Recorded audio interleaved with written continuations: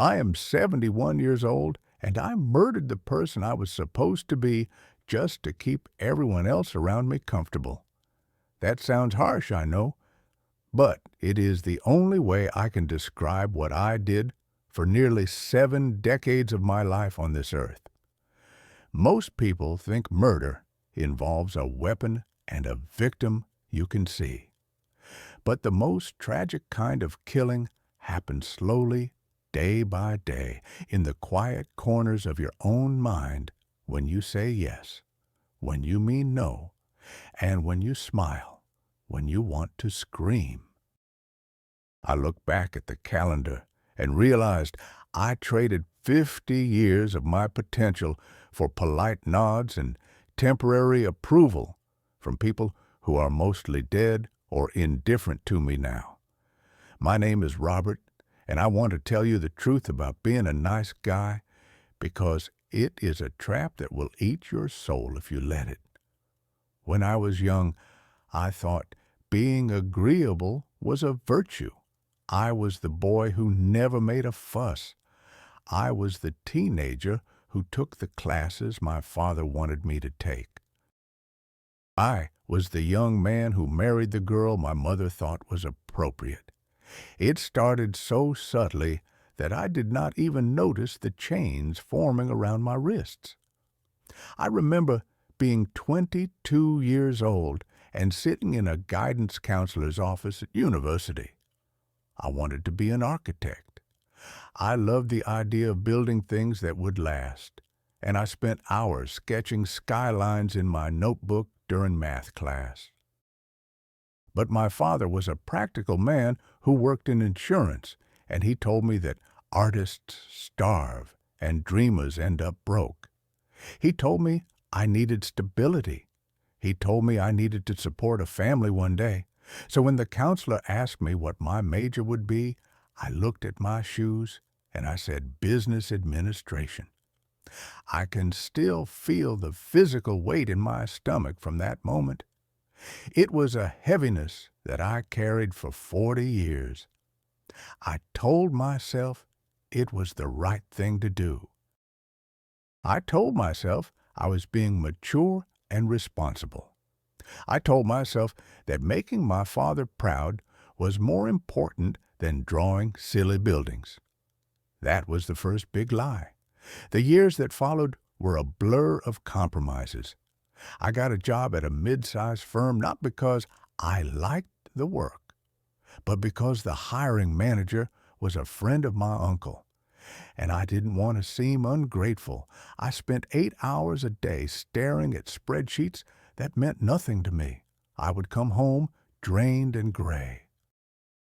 My wife, Linda, was a good woman, but she had a very specific idea of what our life should look like. She wanted a house in the suburbs with the white fence and the country club membership. I hated golf, and I hated maintaining a lawn, but I did it. I spent every Saturday morning mowing grass I didn't care about to impress neighbors I didn't like. I remember one specific summer afternoon in 1985. I was 31. My friends were planning a road trip to the coast to go camping and fishing. It was exactly what I needed. I could smell the salt air just thinking about it. But Linda had invited her parents over for dinner that weekend. She hadn't asked me first. She just assumed I would be there.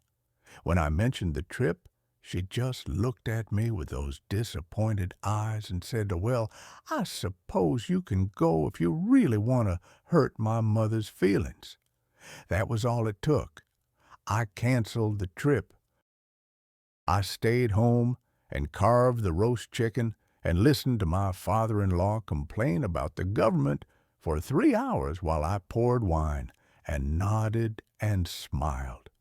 I was always nodding. I was a bobblehead doll of a man. I thought this was love. I thought this was duty. I thought that if I just made everyone happy, eventually it would be my turn to be happy. I was banking kindness, like it was currency, thinking I could cash it in later. But life doesn't work that way. You don't get a refund on the time you spend being someone else. By the time I was 40, I was a stranger in my own house. I had 2 children, and I parented them exactly the way the book said to. I didn't trust my gut. I didn't play with them the way I wanted to. I was too busy trying to be the perfect provider. I took a promotion that required 50% travel because my boss said he really needed me to step up. I didn't want to travel.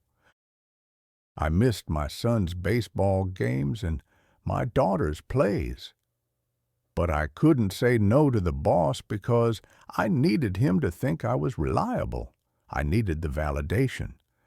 That is the dirty secret of people-pleasing. It looks like kindness, but it is actually selfishness.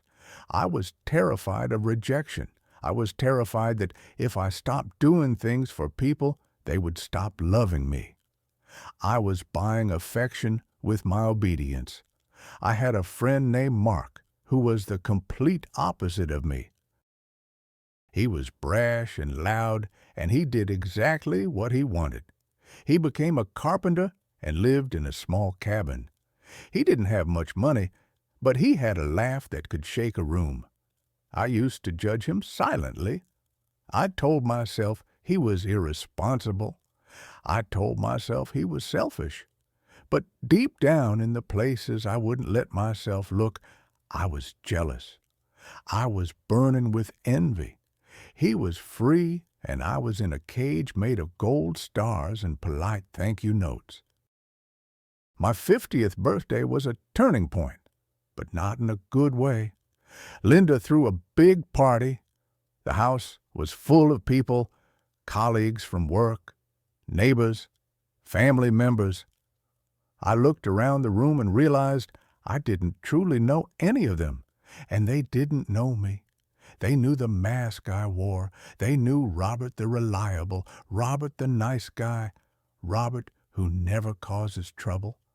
They were toasting a ghost. I drank too much that night. I found myself in the backyard staring at the moon and weeping. My brother came out and asked what was wrong. I wiped my face and said nothing. I'm just so happy. Even in my moment of breakdown, I couldn't tell the truth. I couldn't ruin the party. I couldn't make it awkward. I swallowed my pain and went back inside and cut the cake. That night, I promised myself things would change. I promised myself I would start taking painting classes. I promised myself I would tell my boss I couldn't work weekends anymore. But Monday came, and I did none of those things. The habit of pleasing was too strong. It was baked into my bones. I told myself I would change when the kids finished college. Then I said I would change when I retired. There was always a moving finish line. The breaking point didn't happen until I was 68 years old. It wasn't a slow realization. It was a car crash of an event. Linda got sick. It was pancreatic cancer, and it moved fast. In the span of 4 months, my entire world dissolved. I became her primary caregiver. I did everything. I washed her and fed her and read to her, and in those final weeks as she lay in that hospital bed in our living room, something changed between us. The pretenses stripped away. One night, about 3 days before she passed, she grabbed my hand. Her grip was weak, but her eyes were clear. She looked at me and said, "Robert, why were you always so perfect?" I asked her what she meant. She said I always felt like I was living with a mirror that only showed me what I wanted to see. I never knew what you really thought. I never knew what you really wanted. I felt like I was married to a shadow. Those words hit me harder than her death did. I had spent 40 years trying to be the perfect husband, trying to give her exactly what she wanted, and in the end it had made her feel lonely. My sacrifice was worthless. I had erased myself to please her, and it had only created distance. When she died, I sat in that big empty house surrounded by the things we had bought to impress people, and the silence was deafening. I realized I had no hobbies. I had no real friends, just acquaintances who liked that I was useful. I didn't even know what food I liked because I always just ate whatever everyone else wanted. I was 68 years old, and I was a blank slate. The awakening was brutal. For about 6 months after the funeral, I fell into a deep depression. I looked at old photos and saw a man who was always in the background, always smiling a tight, anxious smile. I realized I had been an extra in my own movie. I thought about the architecture career I never pursued. I thought about the travel I never did because Linda didn't like flying. I thought about the opinions I swallowed and the arguments I avoided. I realized that conflict is not the enemy. Conflict is a sign that you exist. Conflict means you have boundaries. I had avoided conflict so effectively that I had avoided life itself. I got angry. For the first time in my life, I allowed myself to be furious. I was angry at my father. I was angry at Linda. But mostly, I was angry at myself. I was the one who said yes. I was the one who stayed. I was the jailer and the prisoner. I realized that the people I tried so hard to please didn't even care that much. They were busy with their own lives. My compliance was convenient for them, but it wasn't vital. If I had said no, they would have just found someone else or done it themselves. The world wouldn't have ended. The sky wouldn't have fallen. But here is the redemption, and this is the part you need to hear. I am 71 now, and I am finally alive. It started small. A few months after the depression lifted, I was at a diner. The waitress brought me eggs that were cold. The old Robert would have eaten them and tipped 20% and said everything was delicious. The new Robert looked at the waitress and said, "Excuse me, these are cold. Could you please heat them up?" It sounds ridiculous, but my heart was pounding. I was terrified she would yell at me. But she just said, "Oh, sorry, honey," and took them back. That was it. No disaster, no scene. I got hot eggs. It was a revelation. I started saying no to things. My daughter asked me to babysit for a weekend when I had planned to go to a museum. I told her, "No, I have plans." She was shocked. She was a little annoyed, but she got over it. And I went to the museum, and I stared at paintings for hours, and I felt a spark in my chest that I hadn't felt since I was 20. I sold the big house. I didn't ask anyone's permission. I didn't care what the neighbors thought. I bought a small condo in the city near the art district. I started taking drawing classes. I am the oldest person in the class by 40 years, and I don't care. My hands shake a little bit now, so my lines aren't as straight as they used to be, but I am drawing buildings. I am drawing skylines. I am terrible at it, but I love it. I made a new friend named Sarah. She is a retired teacher, and she argues with me. We debate politics and movies, and sometimes we get really loud and heated. And it is wonderful, because I know she likes me for me. She doesn't like me because I agree with her. She likes me because I have something to say. I realize that people actually respect you more when you have a backbone. When you stand for something, you become real to them. All those years, I thought I was making people like me. I was actually making them bored of me. Being nice? is boring. Being authentic is magnetic. I wake up every morning now and I ask myself one question. What do I want to do today? Not what should I do? Not what does my daughter want me to do? What do I want? Sometimes the answer is just to sit in the park and feed the birds. Sometimes it is to stay in bed and read. Sometimes it is to go to a city council meeting and complain about the zoning laws. I have become a bit of a grumpy old man, and I love it. I have reclaimed my voice. I wasted decades worrying about being polite, and now I am making up for lost time by being honest. It is messy. I have upset a few people. My brother doesn't call as much because I told him I didn't want to hear his conspiracy theories anymore, and that is fine. The people who fall away when you start setting boundaries are the people who were only there to use you. The trash took itself out. So listen to me. I am talking to you. I don't care if you are 20 or 40 or 60. It is not too late, but you have to stop now. You have to stop setting yourself on fire to keep other people warm. You think you are being noble, but you are just being a coward. You are afraid of the discomfort of saying no. You are afraid that if you show the world who you really are, you will be rejected, and maybe you will be rejected by some people. But those are not your people.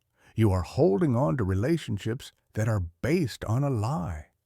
If someone only loves you when you are doing what they want, then they do not love you. They love your servitude. That is a hard pill to swallow, but you need to swallow it. Look at your life right now. Look at your calendar for next week. How many of those things do you actually want to do? How many of those obligations are there just because you felt guilty saying no? How many conversations are you having where you just nod and agree because it is easier? You need to start practicing the art of disappointment. You need to get comfortable with the fact that you will disappoint people.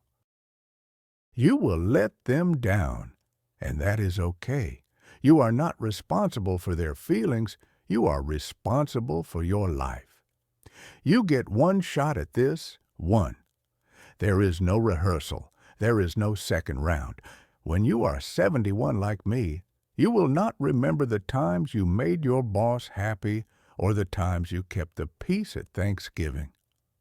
You will remember the times you betrayed yourself. You will remember the dreams you let die. You will feel the weight of the potential you suffocated. Don't wait for a tragedy to wake you up. Don't wait for a diagnosis or a death or a divorce. Wake up now. Start small. Say no to the coffee date you don't want to go on. Wear the clothes you want to wear even if they aren't stylish. Speak up in the meeting when you disagree. It will feel terrifying at first. Your heart will race. You will feel guilty. But that guilt is just a growing pain. It is the feeling of your own soul expanding back into the space it was meant to occupy. You have shrunk yourself for too long. It is time to take up space. It is time to be inconvenient.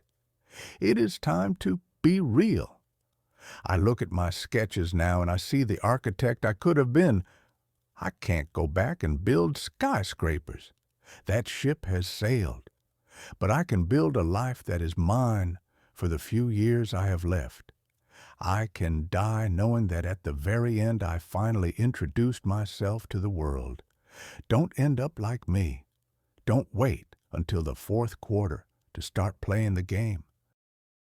Take the controller now. Ruin the dinner party.